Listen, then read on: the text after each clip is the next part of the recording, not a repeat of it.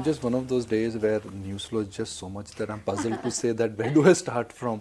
Honestly, in the morning when you're preparing, this is the sheet you've come up with. Oh my God, that's the level of news flow what you have. But the basic headline. The headline is, we've had a good week. Now you may use the we may use this week's price action and substitute it with just one word: consolidation.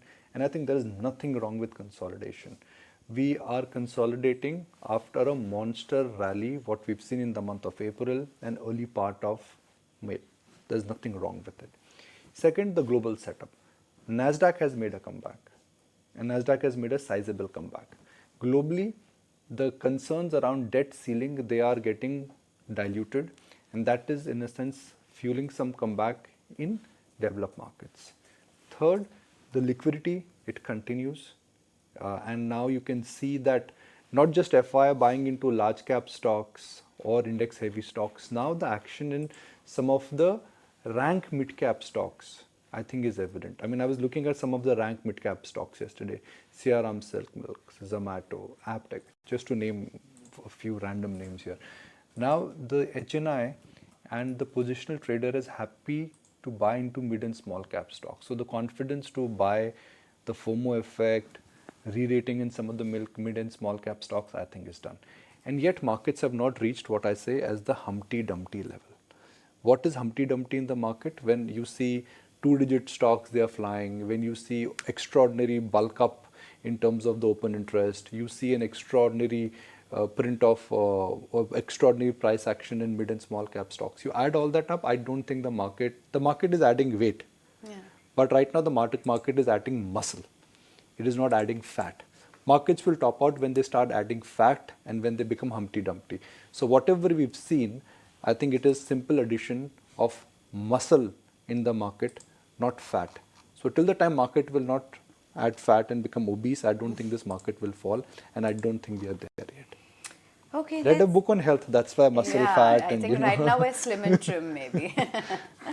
So it doesn't have too much fat. It's a bit, there's not much euphoria at this point of time. Very, very, tempered move, and there's more upside on the market. But what could at least spoil the party for the AMC stocks today is the SEBI discussion paper, which is the latest edition.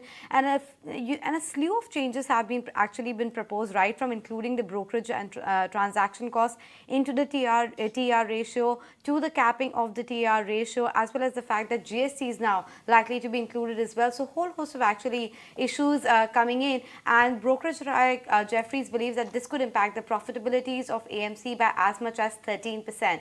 Let's try and decode that. Nikunj, first your take as to what you make of this particular proposal. Yes, it will lead to more transparency, etc., but the profitability of the AMCs will come under pressure. So first, what is SEBI trying to essentially, what is SEBI trying to do? The mutual fund industry has become big and large, and the operating scale has kicked in. If the operating scale has kicked in, the total cost of running a mutual fund and cost of servicing a unit holder has to come down. I think that is the spirit behind it, because the mutual fund industry was working on a commission structure, and that commission structure was in a sense applicable when the size of the industry was nearly 1/4. Progressively, the TR has come down. Now, what is TR? TR essentially is the revenue what AMCs make. According to Jefferies, and I'm quoting here, Jefferies feels that the proposed fee can impact AMC's profit by 13%, and there could be a little bit of pass-through. So which means for a unit holder, the cost comes down.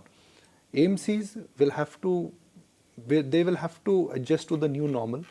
They will have to pass on some adjustment of TR cut, and distributors could also take a hit. That is what has happened previously when the TRs would be cut. Third, I think equity dominated mutual fund schemes will have a larger impact. For example, HDFC, AMC, they have a very large component to equity. Then it's SBI, but SBI is not listed, so it's a subsidiary of SBI, and the overall scheme of things wo pata bhi nahi chalega. So equity-based mutual fund schemes will have a very large impact. I think there's also a mention that if you are beating the benchmark, you would be allowed to perhaps charge more commission, TR in this case. That is something which I think is great news.